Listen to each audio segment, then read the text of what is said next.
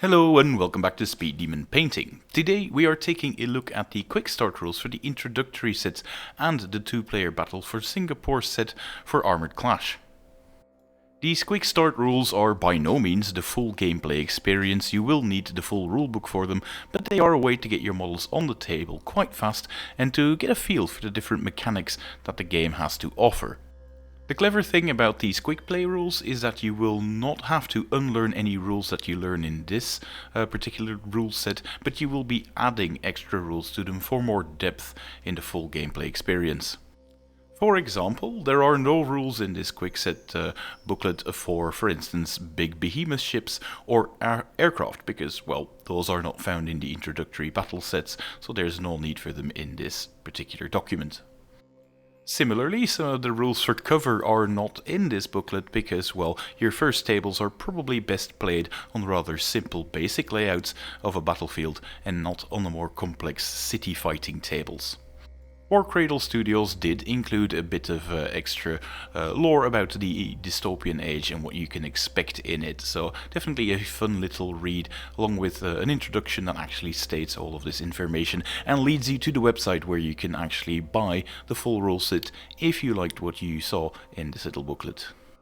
There is a short description of what you will need and an explanation that this booklet is all about keeping it simple and that you will need a couple of models found in your box to get you going, and usually this sort of rule set is made for a couple of handful of units, 3 units of Armoured Clash miniatures from each faction. That should be roughly balanced. They don't want to be too strict with what you have to assemble for your models.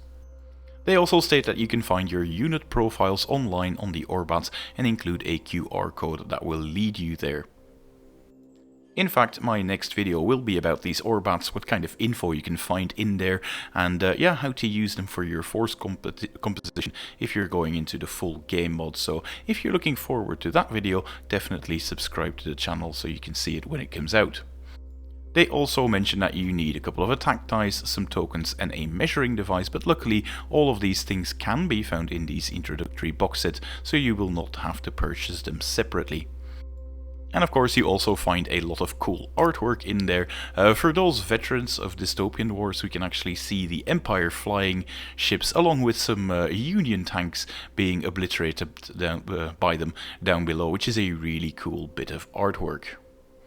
Now, the first chapter is about what models are and what units are in this game, and well, each general controls a force of detailed plastic models, and they are either plastic or resin. Some of them are resin, and they are given a certain unit profile. There's a few examples here. There's a tank from the Empire, they have their jet bikes, and there's the infantry base as well.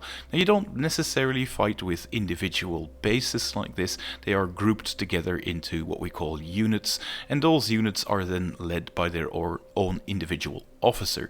And you do have to make some modeling effort to make sure that that individual officer is noticeable, because some of the rules, such as measuring distance, are actually used from the point of view from the officer model, so yeah, they need to stand out for gaming purposes. Luckily though, it's not too hard to model them. Doing such a simple thing as including a banner at the top of them or in the infantry regiment themselves is enough to make them stand out as officers. Next up, they talk about what your different units can do, and they show you this by showing you a unit card that has a bunch of different attributes, armaments and traits on there.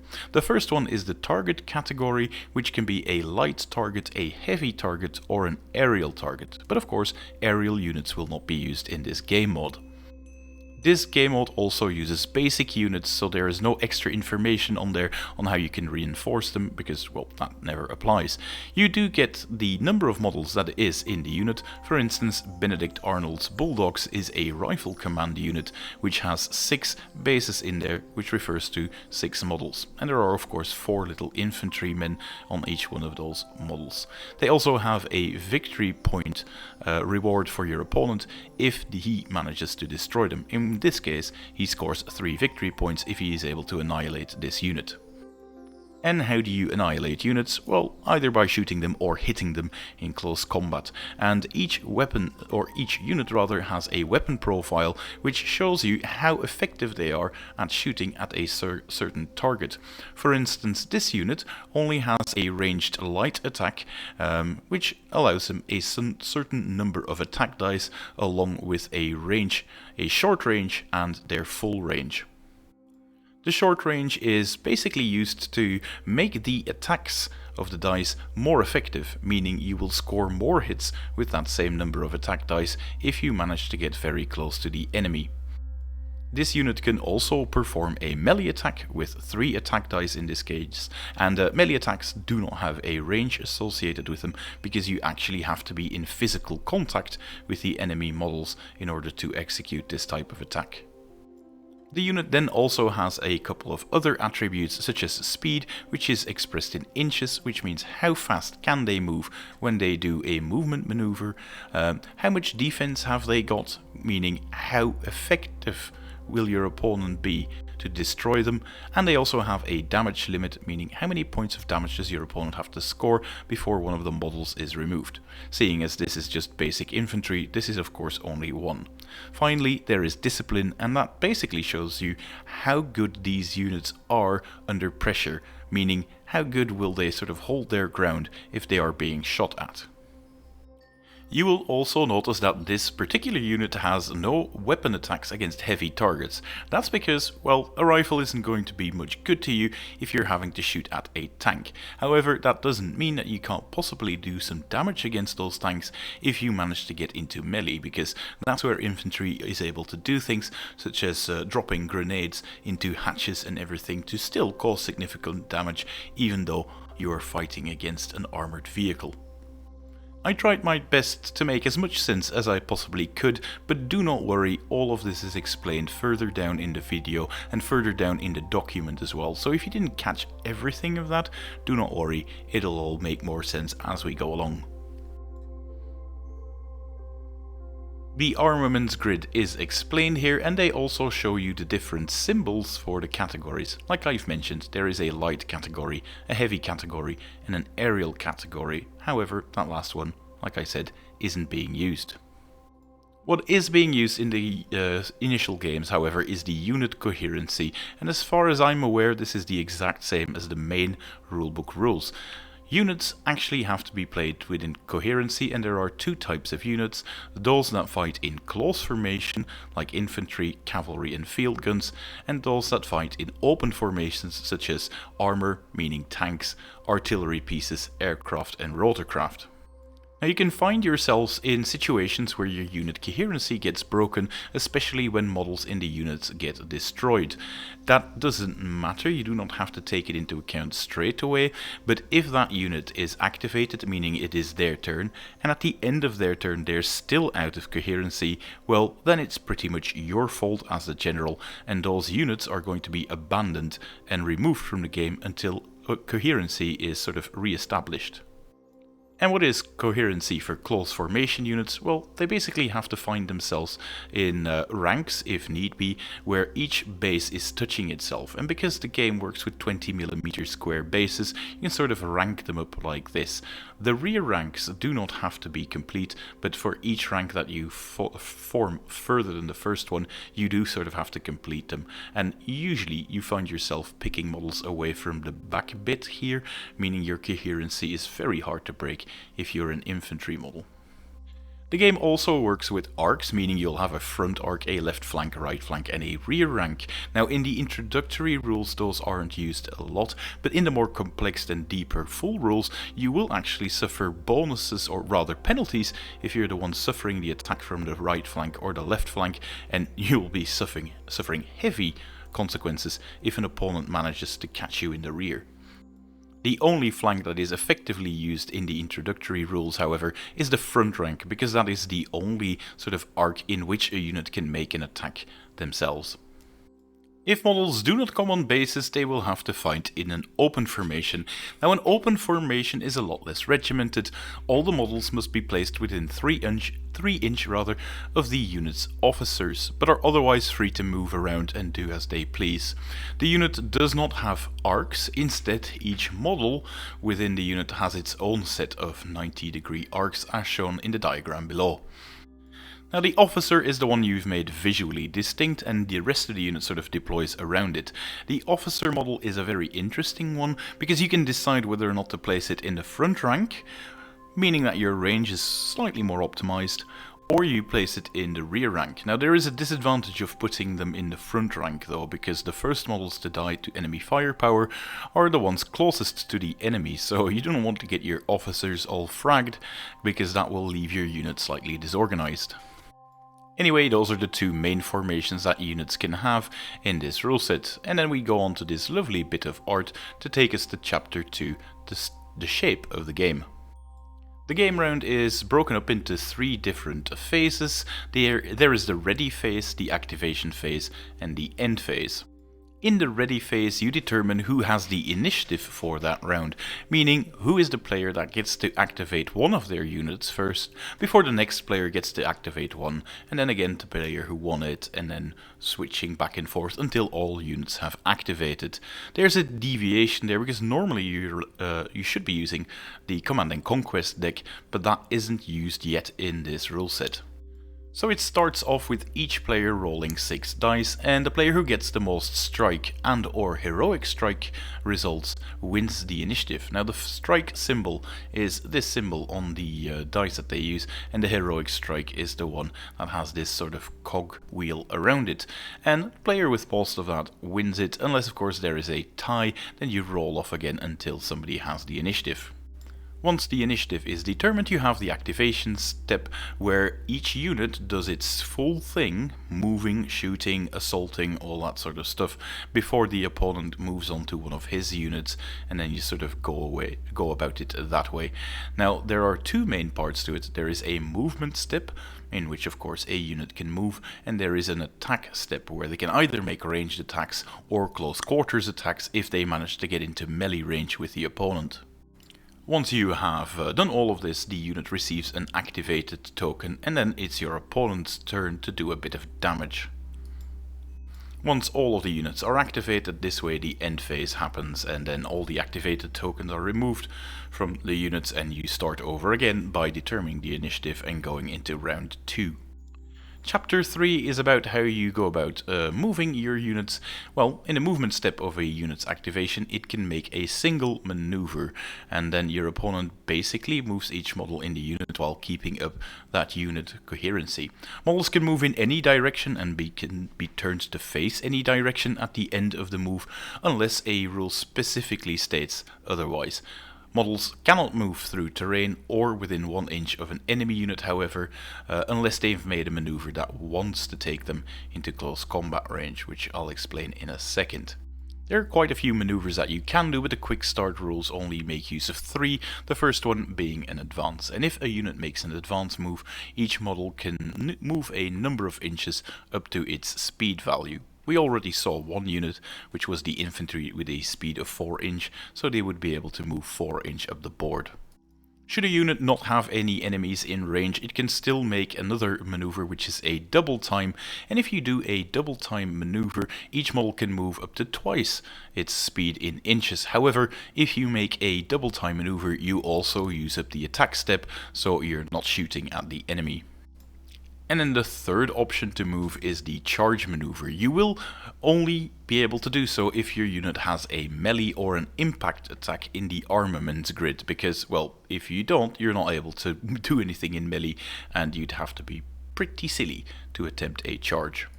Impact is a word that is generally used for vehicles, while melee is generally used for infantry and cavalry. When you make one of these maneuvers, each model can move a number of up to twice its speed, but at the end of the move, the unit's officer, that specific model, has to be in contact with the enemy unit that was in the unit's front arc before the maneuver was made. So positioning is still quite important. You cannot just have your officer pointing at any direction because it might have consequences for you being able to make a charge maneuver. If that condition cannot be met, however, your charge has failed and the maneuver cannot be made. Chapter 4 then continues on explaining how ranged attacks are made. Well, in the attack step of a unit's activation, it can make a ranged attack as long as it did not make that double time or charge maneuver this step, because if it's making a charge maneuver, it's focusing on melee rather than shooting. A ranged attack has 4 steps, which are detailed below. The first step is picking an enemy unit and confirm your target acquisition. Next up, you roll an attack dice pool. Remember, you get an amount of dice based on the type of target you're shooting at. Then you resolve the attack, and finally, you inflict any damage that your attack did on that unit.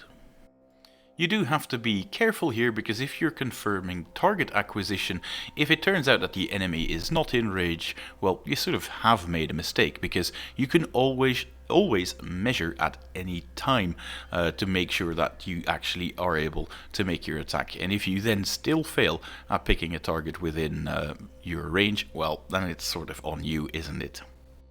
And to confirm target acquisition, you will have to do 3 steps to be able to do so. If any of those answers as a no, the enemy unit cannot be chosen as the target of a ranged attack. First of all, you have to check the armaments, and does the attacking unit's armament grid have a ranged attack that is able to target the enemy?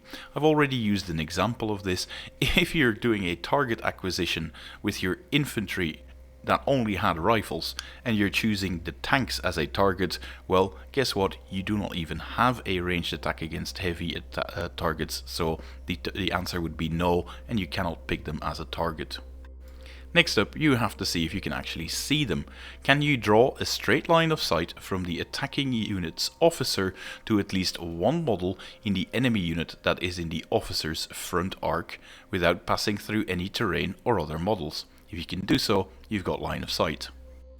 Again, the full rules are a lot more complex about this. You can have things such as partial line of sight, obscuring targets, focusing your fire on units that are specifically out of cover and everything. So it's a lot more in depth, but for your first few games, these core mechanics will see you through. And then finally, the last check you have to make is to check the range. You measure the distance from the attacking unit's officer to the closest model in the enemy unit. If this distance is within the chosen attack's long range, then you're good to go. And of course, the long range is the largest of the 2 values that you can find in the armaments grid. After checking if you can shoot at an enemy, you start rolling the attack dice pool. Now, you have to look up on the armaments grid how many attack dice you get for a certain target category. For instance, those riflemen shooting at a light target were getting 4 dice. So you collect 4 dice and then you roll them. Now these dice have a couple of symbols on them, which are explained here. The first one is the heroic strike. The next one is the normal strike, which I believe is there twice on each 6-sided dice that you can get. There is also a glancing strike, a miss, and a blank result. The best result you can roll are these heroic strikes. Why? They are called exploding dice. For each die that scored a heroic strike, you can add another dice to the attack dice pool. However, if any of those dice also score a heroic strike, you do not add any more dice. For those familiar with the Dystopian Wars rule, this is different compared to those rules. There are also some dice results that you get to reroll. Glancing strikes, however, can be rerolled in an attempt to score a strike or a heroic strike. But remember, if you scored a heroic strike, you do not get to add any additional dice because we're already past that step. If you manage to get into short range, you can also pick up any dice that scored a miss and give it a do-over and re-rolling that dice. However, a die can only be re-rolled once, even if the new result is one that could otherwise still be re-rolled. This is also a small deviation from the full rule set because that one is slightly more complex about what type of dice you get to reroll under what condition, because it actually has a table of positive things contributing to your attack and negative things contributing to your attack, and you sort of have to see where you end up with to see which of these dice you get to reroll and which you're not allowed to touch anymore. For instance, if you're making an attack that suffers from a lot of negative modifiers, you will not be allowed to roll the glancing strikes either if you're doing the full rule set. If you want to read those rules, you can always, of course, order them online. They are available to the wider public as of now. After everything is said and done, you start counting your hits. Each strike scores 1 hit on the target, and each heroic strike actually scores 2 hits, so that result is extra good because it allows you to roll an extra dice if it happens in the right phase, and scores 2 hits on the target as well. Blanks, misses and glancing strikes do not give you any additional hits. So you basically count how many hits you have, and then you determine how much damage is actually inflicted on the enemy unit. Now, if you want to see how much damage you've inflicted, you have to compare it to the target's unit's defense value. Why? The defense value shows you how many hits you need to cause a single point of damage. For instance, if you were shooting at that infantry unit of defense 2 and you scored 3 hits, well, then you will have caused enough hits to cause 1 point of damage, but that extra hit is pretty much wasted and does nothing. The next step is to check out how many models are actually destroyed, because these units also have a damage limit, which is the amount of damage it can take before a model is effectively removed from the unit.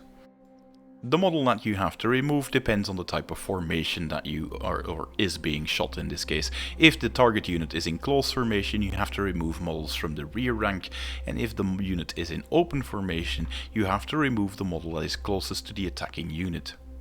You allocate damage to the unit until you destroy a model, then the unit's damage is reset to 0, then you continue applying the remaining damage from your attack, and you check if another unit is destroyed. If it isn't, that damage sticks to the unit until even more damage is suffered and a model is destroyed. And well, if a model is destroyed and there's still 0 damage to it, so be it, the rest of the unit is not damaged at all. Now, if the unit only has a damage limit of 1, such as the infantry we saw earlier, it just loses a model for each point of damage that it suffers, so you do not really need to put any damage tokens next to it. If all the models end up being destroyed in a unit, the unit is pretty much annihilated and taken off the board completely. Also, if a unit's officer is destroyed, the general must nominate another model in the unit to become the new officer. The easiest way to do that is to just take off the officer model, take out another unit in the, another model in the unit, and replace it with that officer model, and congratulations, you've now been promoted. And of course, as the defending player having to remove his models, it makes sense to promote a model that would then make the whole unit in coherency, so you don't have to go and do any crazy maneuvers in your next activation. Chapter 5 is all about making close quarters attacks, and you do that in the attack step of the unit's activation. You have to get into contact with the enemy in order to make one of those close quarters attacks, and it is only possible if you actually made a charge maneuver in the movement step, because otherwise you're not allowed to come into contact with enemy models. The only dangerous things about charging into melee is that your opponent can actually make a retaliation by making a close quarters attack of its own, so you better make sure that you slaughter a bunch of guys in that assault, or it can pretty much be used against you, and yeah, you do not want to take too much damage in your attack phase. In order to resolve a close quarters attack, you have to again roll an attack pool, resolve the target, and inflict damage on the target. There's no point in doing any target acquisition, it's the unit with which you are locked in base-to-base contact, which is pretty simple. And these attacks are pretty much resolved in the same way for a range attack. A heroic strike gives you 2 hits, a normal strike gives you 1 hit, and you don't score anything for misses, glancing hits, or blank results. There is, however, a small deviation. As melee and impact attacks do not have a range, the rules for rerolling misses are different. You are allowed to reroll your misses, but only if there is another friendly unit to the one unit attacking, within 2 inches of the enemy unit. This sort of represents your guys ganging up on an enemy and being extra efficient while doing so, because they have to split their attention in defense between two attacking opponents. You work out how much damage is done in the same way as you did with ranged attacks, but the big difference at the end of it is that one force will be withdrawing from combat. After the close quarters attacks have been resolved, the unit that lost the most models in that combat has lost the combat. In the case of a tie, the unit that is currently being activated is the one that loses. So if you charge and it turns out to be a tie, you are considered to be the one that has lost the battle or the fight. The losing unit then has to withdraw by moving the full 3 inches directly away from the other unit. Each model must end the move facing the unit from which it withdrew, because you're not just turning your back to them. And if a model ends up this move within 1 inch of an enemy unit, they are pretty much destroyed, because you're sort of caught in a crossfire of which there is no escaping from. And there we have it. That is actually the simple version of the Quickstart rules on how you can do combat. And then you can ogle a bit of artwork, and then the actual last chapter is about the mission that you will be playing. And they also have a standard mission to play, which is the training ground. This is the basic fight that you can do in here, where you set the scene, you take out a battlefield, which is a flat surface, which should at least be a 24 by 24 inch square. Ideally though, you make it slightly bigger, so 36 by 36 or 48 by 48 if you're lucky enough to have a table of adequate size. 24 inch square is the basic minimum, because that's how far you have to deploy a part. And I imagine that you actually have to deploy slightly off the board if you do it with that minimum amount of distance between them. You also will need the strategic objective markers, which you have to place one dead in the middle and then divide up the remaining distance by 2, and that's where you place the other 2 markers, one to the left side of it and one to the right on that middle dividing line. They also state that you can embellish your terrain a bit by adding some small buildings, rocky outcrops, hills and so on, but generally speaking the opening scenario is best played on a rather simple battlefield. Deploying units is kept a lot more simple compared to the full game. You just roll your 6 dice again like you did for determining the initiative, and the winner of that one chooses one edge of the battlefield and then sets up all of their units all at the same time, so they are fully within 6 inch of that edge. And remember, those units will have to be deployed in unit coherency. The game also gives you these neat little score objective discs, and the way to score victory points is rather simple. You either annihilate units, because they will give you a victory points rating, and well, the harder a unit is to destroy, the more victory point rating it will have. Or in the end phase, a general will score 5 victory points if at least one of their units is in contact with the strategic objective marker, while there are no enemy units in contact with it. There is no point to trying to score more than one objective, because it doesn't really gain you anything extra, but there is a point to trying to block your opponent from scoring by moving one of your units on top of an objective that they might try to claim for their own, and therefore contest it. Also, in the first round, you do not have to redetermine initiative. The bad thing for the player who has won the initiative is that they will have to deploy their forces first, but they will have the advantage of getting the opening activation for the battle. A game will typically last 4 rounds, or until one of the general's units has been completely annihilated. They also provide you with this handy little round tracker that can help you determine what round you are in. Now, I pretty much think that the game is still pretty balanced if you're just using introductory box versus introductory box, which is generally balanced enough in points value to play as a straight out of the box experience once you started, playing a few games with a few units less to get you started. Also, if you buy the 2-player starter set for the Battle of Singapore, they will actually have a bunch of different scenarios in there to sort of build up to that full clash between 2 forces.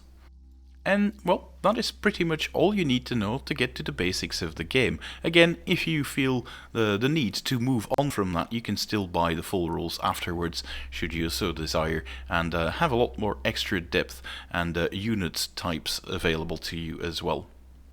I hope this video, however, was useful to you. If you liked it, remember to hit that thumbs up button. And if you want to see more content about Armoured Clash and Dystopian Wars, remember subscribe to the channel, and I do hope to see you in a next video. Until then, bye!